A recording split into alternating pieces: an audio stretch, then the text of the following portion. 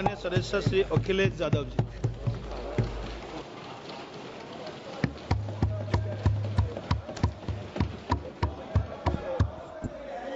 Please please. कोई बात नहीं, कोई बात नहीं। अरे नहीं, आदरणीय सभापति महोदय, मैं आपका बहुत धन्यवाद देना चाहता हूं कि बहुत ही महत्वपूर्ण और देश के लिए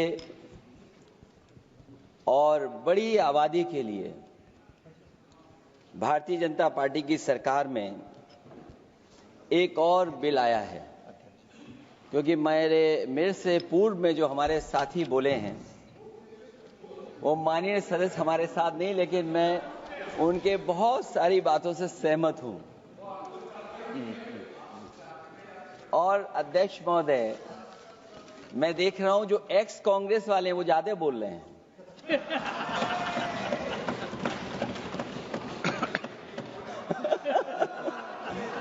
आदरणीय अध्यक्ष महोदय,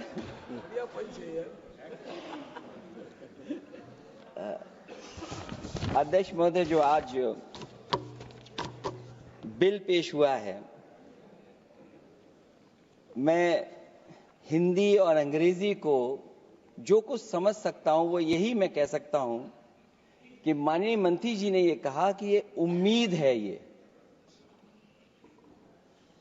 ये उम्मीद कैसे बना है, अंग्रेजी में भी मुझे समझ में नहीं आ रहा कि उम्मीद है ये, हिंदी में भी समझ में नहीं आ रहा कि ये उम्मीद है।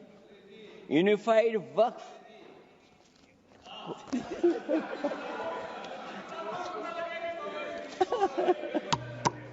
अध्यक्ष महोदय, यूनिफाइड वक्फ मैनेजमेंट, मैं अकेला काफी हूं। अध्यक्ष महोदय, ये अध्यक्ष महोदय, मैं समझ सकता हूं कि मैं वो बात छेड़ना नहीं चाहता था, लेकिन क्या करूं, मजबूरी है अब। अध्यक्ष महोदय, अभी माननीय सदस्य लोग ये कह रहे हैं कि हमारे सदस्य नहीं है यहां पर जो हमारे साथी हैं, लेकिन अध्यक्ष महोदय मैं ये कहना चाहता हूं, ये जो बिल लाया जा रहा है, भारतीय जनता पार्टी में एक मुकाबला चल रहा है। भारतीय जनता पार्टी के अंदर मुकाबला चल रहा है कि खराब हिंदू कौन बड़ा है। और ये बात अध्यक्ष महोदय मैं ऐसे ही नहीं कह रहा हूं। जो पार्टी ये कहती हो कि दुनिया की सबसे बड़ी पार्टी है, अध्यक्ष महोदय वो अपना राष्ट्रीय अध्यक्ष नहीं चुन पाए अभी तक। अध्यक्ष महोदय, भारतीय जनता पार्टी क्या है?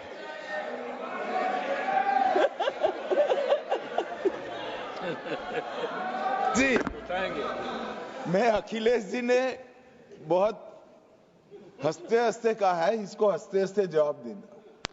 इस सामने जितनी पार्टियां हैं उनका राष्ट्रीय अध्यक्ष उन 5 लोगों को ही चुनना है परिवार के।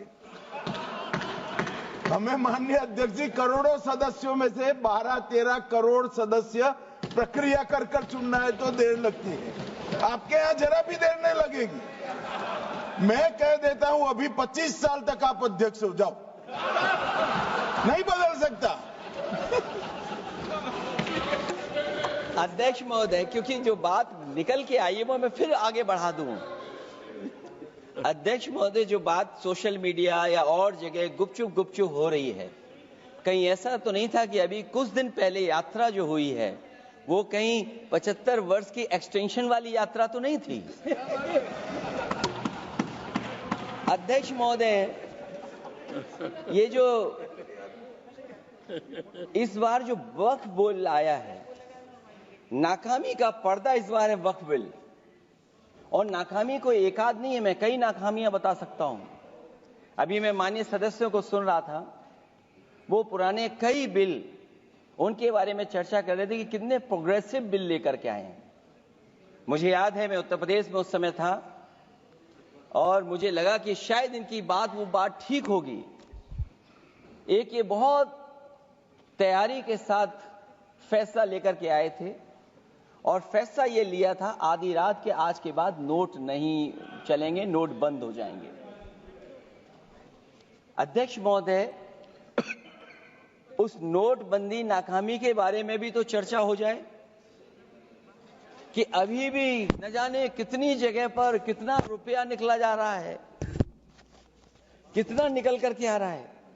केवल नाकामी नोटबंदी की नहीं, नाकामी बेरोजगारी की भी है, नाकामी महंगाई की भी है, नाकामी किसान की आय दोगुनी नहीं कर पाए वो भी इनकी नाकामी है। मुझे याद है एक माननीय मंत्री जी पूरे देश की नदियों के बारे में बीओडी बता रहे थे, लेकिन माननीय मंत्री जी ये भूल गए कि उनके शहर में, उनके क्षेत्र की जो नदी है उसकी बीओडी क्या है। गंगा क्या साफ हो गई, यमुना क्या साफ हो गई, स्मार्ट सिटी क्या बन गई, क्या गोद लिए हुए गांव इन्होंने गोद से उतार दिए, उनकी क्या दुर्दशा है। इसलिए मैं कहना चाहता हूं, ये नाकामी का पर्दा इस बार वक्फ बिल बना है। और सबसे बड़ी बात तो यह है कि जिसके लिए फैसला होना है उसकी बात को अहमियत न देना भी नाइंसाफी है। अध्यक्ष महोदय, नाकामी केवल यहां तक नहीं है। और भारतीय जनता पार्टी क्या है, मैं केवल एक पुरानी घटना याद करता हूं। एक बार फैजाबाद अयोध्या में एक कार्यक्रम था, उसमें बड़ी तैयारी की गई थी और तैयारी के साथ कलाकार मुंबई से बुलाए गए थे। हो सकता है वो सहमति दिल्ली से ना रही हो, केवल लखनऊ की सहमति से हो रहा हो कार्यक्रम। और जब कार्यक्रम की पूरी तैयारी हो गई, भगवान श्री राम बनकर के कोई आ गया, लक्ष्मण बनकर के कोई आ गया, मां सीता भी बनकर के कोई आ गया, हनुमान जी और भगवान हनुमान भी बनकर के कोई आ गया। लेकिन जब लखनऊ से वो हेलीकॉप्टर उड़ा और अयोध्या पहुंचा तो सब लोग थे, लेकिन उसमें हनुमान नहीं थे। अध्यक्ष महोदय, मैं भारतीय जनता पार्टी के लोगों से कहूंगा कि जानकारी करिए कि आखिरकार भगवान श्री राम थे, लक्ष्मण थे, सीता थी, लेकिन हनुमान क्यों नहीं थे? हनुमान इसलिए नहीं थे, शायद उनकी जात या धर्म कुछ और था। अध्यक्ष महोदय, ये देश मिली जुली संस्कृति से चला है। कुछ हमने सीखा, कुछ उन्होंने सिखाया। और जो लोग ये कहते हैं कि हम सबको बराबरी का हक देते हैं, अभी कुछ दिन पहले ईद निकली है। अध्यक्ष महोदय, वो परंपरा रही है, न केवल मैं जाता हूं बल्कि कोई दल का नेता ऐसा नहीं न जाता हो उस कार्यक्रम में शामिल होने। भारतीय जनता पार्टी के जो मुख्यमंत्री, उप मुख्यमंत्री, वो भी जाते हैं, उप मुख्यमंत्री, सभी धर्मों के नेता आते हैं। लेकिन पता नहीं इस बार क्या साजिश थी, षड्यंत्र था कि वहां पर कुछ पाबंदी लगी हुई थी। अगर किसी कारण पाबंदी लगी हुई थी तो बात समझ में आती है, लेकिन जब जानकारी हुई है, किसी को नहीं पता था कि पाबंदी क्यों लगी है, कि आप नहीं जा सकते वहां पर कार्यक्रम में शामिल होने। क्या यही भारत है, यही संविधान हमें रास्ता दिखाता है? अध्यक्ष महोदय, मंत्री जी बताएं हमें, वो खुद भी माइनॉरिटी हैं, भगवान बुद्ध के रास्ते पे चलते हैं। भगवान बुद्ध का रास्ता दूसरा है। हम आपको अपना मानते हैं तब भी जब आप हमारे बहुत सारे ग्रंथों को नहीं मानते हैं, तब भी हम आपको अपना मानते हैं। आप हमारे पुराणों को नहीं मानते हैं, आप हमारे उपनिषदों को नहीं मानते हैं, लेकिन सोचिए, हम हिंदू वो लोग हैं जो आपको स्वीकार करते हैं और गले लगा करके चलते हैं। अब मैं दूसरे धर्म पे नहीं जाऊंगा, कोई नाराज हो सकता है। मैं दूसरे धर्म के बारे में नहीं जा सकता, मैं केवल यही बताता हूं। और मैं उत्तर प्रदेश में, अध्यक्ष जी, जहां से आता हूं, मैं अपमान नहीं कर रहा हूं, मैं सच बोल रहा हूं। और ये बिहार के चुनाव में जो आप कह रहे हैं कि महिलाओं को 2 मेंबर बना दिया, इस बार मैं भी देखूंगा भारतीय जनता पार्टी कितनी महिला लोगों को टिकट देंगे वहां पर।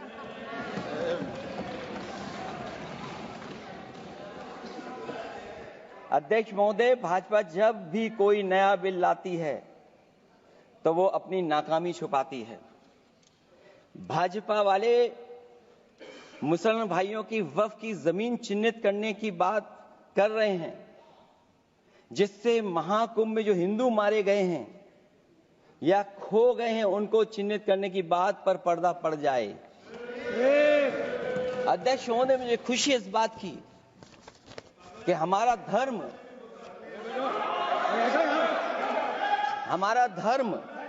अध्यक्ष महोदय नहीं कुछ कहना चाहते हैं नहीं प्लीज, तुमको अलाउ नहीं किया। अध्यक्ष महोदय,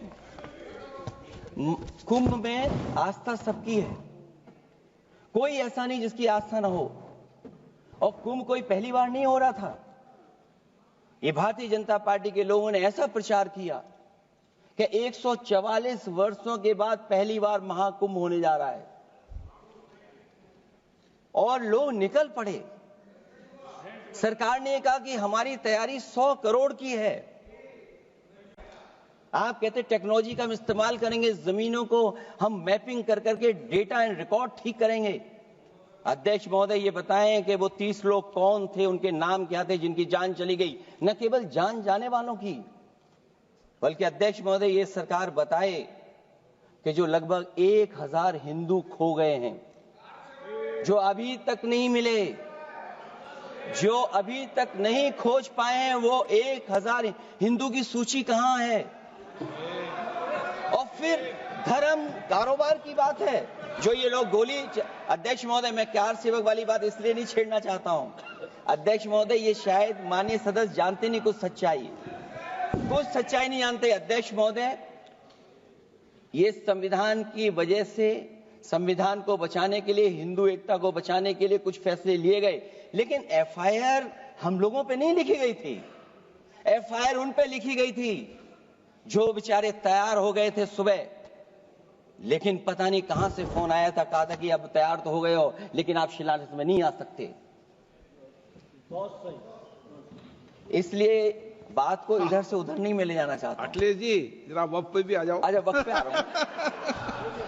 नहीं, वक्फ पे अध्यक्ष इसलिए आ रहा हूं क्योंकि वक्फ समझने के लिए भारतीय जनता पार्टी की सोच क्या है। और ये अध्यक्ष महोदय जब ये कह रहे हैं कि इससे कारोबार होगा, अध्यक्ष महोदय, धर्म की चीजों से कारोबार नहीं हो सकता। हमारे उत्तर प्रदेश के मुख्यमंत्री जी ने भी कहा कि कारोबार होगा। वो 30 की गिनती में उलझे हुए हैं, जैसे 30 मार खाए वो। उनसे पूछा कि जान कितनी गई, वो 30। उनसे पूछा कि कारोबार कितने का होगा, 30 गुणा 10,000 करोड़। सोचिए, कुंभ हमारा क्या कारोबार की जगह है? और फिर उसका कौन नापेगा, कैसे नालाएगा? और फिर हमारे माननीय मंत्री जी कह रहे हैं कि जमीन, चाहे वो रेलवे की हो, चाहे वो डिफेंस की हो, वो भारत की जमीन है। मैं भी स्वीकार करता हूं कि रेलवे की जमीन भी भारत की है, डिफेंस की भी जमीन भारत की है। क्या डिफेंस की जमीन नहीं बेची जा रही मंत्री जी? अध्यक्ष महोदय, क्या रेलवे की जमीनें नहीं बेची जा रही हैं? अध्यक्ष महोदय, केवल यहां तक नहीं, कितना हस्तक्षेप होता है। वक्फ भी भारत के, इसीलिए तो कहीं ना कहीं वक्फ की जमीन से, अध्यक्ष महोदय, माननीय मंत्री जी बताएं, और मुझे उम्मीद है कि जब जवाब देंगे तो बताएंगे कि वक्फ की जमीन से बड़ा मुद्दा वो जमीन है जिस पर चीन ने अपने गांव बसा लिए हैं, लेकिन कोई बाहरी खतरे पर सवाल बवाल न करे, इसलिए ये बिल लाया जा रहा है।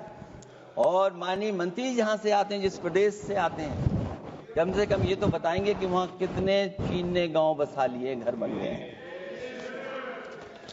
अध्यक्ष महोदय, आपके माध्यम से सरकार गारंटी दे कि वक्फ की जमीन कभी भी किसी भी पैतरेबाजी से किसी और मकसद के लिए किसी और को नहीं दी जाएगी। वक्फ की वर्तमान व्यवस्था में चाहे 5 साल के धर्म पालन की पाबंदी की बात हो या कलेक्टर से सर्वेक्षण के हस्तक्षेप की बात हो, या वक्फ परिषद या बोर्ड में बाहरियों को शामिल करने की बात हो, इन सब का उद्देश्य मुस्लिम भाइयों के सार्वजनिक अधिकार को छीनकर उनके महत्व और नियंत्रण को कम करना है। ट्रिब्यूनल के निर्णय को अंतिम न मानकर उच्च न्यायालय में लेकर जाने की अनुमति देना दरअसल जमीनी विवाद को लंबी न्यायिक प्रक्रिया में फंसाकर वक्फ भूमि पर कब्जों को बनाए रखने का रास्ता खोलेगा। सबसे बड़ी बात यह कि वक्फ बिल के पीछे की न तो नीति सही है न नियत, ये देश के करोड़ों लोगों से उनके घर दुकान छीनने की भी साजिश है। भाजपा एक अलोकतांत्रिक पार्टी है, वो असहमति को अपनी शक्ति मानती है।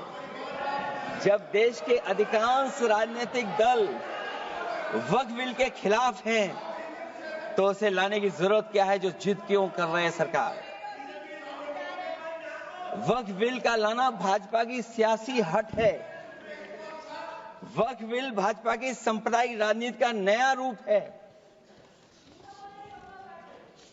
वो तो आपको काटेगा, और इसलिए काटेगा कि अध्यक्ष महोदय बाहर ये लिखते हैं सत्यमेव जयते, बाहर है लिखते सत्यमेव जयते, भाजपाई अंदर असत्य बात कहते। भाजपा वक्फ बिल लाकर अपने उन समर्थकों का तुष्टीकरण करना चाहती है जो भाजपा की आर्थिक नीति, महंगाई, बेरोजगारी, बेकारी और चौपट अर्थव्यवस्था से उसे छटक गए हैं। क्योंकि अध्यक्ष महोदय, जब से वोट में गिरावट आई है और खासकर उत्तर प्रदेश में भी, तब से भारतीय जनता पार्टी की कोशिश है कि अपना वोट कैसे संभाला जाए। ये वोट को संभालने के लिए बिल लाया गया है। भाजपा का लक्ष्य वक्फ की जमीनों पर है। इन जमीनों का नियंत्रण अपने हाथ में लेकर इन जमीनों को पिछले दरवाजे से अपने लोगों के हाथों में दे देना चाहती है। भाजपा चाहती है कि वक्फ बिल लाने से मुस्लिम समुदाय को लगे कि उन पर हक को मारा जा रहा है, वो उद्वेलित हों और भाजपा को ध्रुवीकरण की राजनीति करने का मौका मिल सके। क्योंकि अध्यक्ष महोदय, भाजपा का लक्ष्य यह है कि ध्रुवीकरण हो, क्योंकि वो जानते हैं कि ध्रुवीकरण जितना होगा उससे वो लाभ उठाने में आगे रहेंगे। तो ये वक्फ बिल जो लाया जा रहा है, वो अपनी वोट बैंक को संभालने के लिए और समाज को बांट करके ध्रुवीकरण करके राजनीतिक लाभ लेने के लिए लाया जा रहा है। और अगर इसके लिए नहीं लाया होता तो पहले से जो जितने फैसले लिए सरकार ने, क्या उससे देश और प्रदेश में कोई बड़ा बदलाव आ गया है? अगर स्मार्ट सिटी का बात करें तो कितनी स्मार्ट सिटी बन गई है आपकी? आपके नोटबंदी की वजह से न जाने कितना रुपया कहां निकल रहा है। और डर तो ये लगता है कहीं भाजपा वाले दूसरों के पैसा रख करके न पकड़वा दें। वक्फ बिल के आने से पूरी दुनिया में एक गलत संदेश भी जाएगा। इससे देश की सेकुलर इमेज को बहुत धक्का लगेगा। वक्फ बिल भाजपा की नफरत की राजनीति का एक और अध्याय है। मैं अंत में कहना चाहता हूं कि अभी तो आपने साथी संभाल लिए हैं, एक साथी तो मुझे दिखाई नहीं दे रहा है। और हमारे जिनका हमने सम्मान किया, हमें कहां ले गए आप? और हमें यहां छोड़ गए आप, हमें छोड़ गए। हमें देखिए सभापति महोदय देखिए राजनीति क्या है।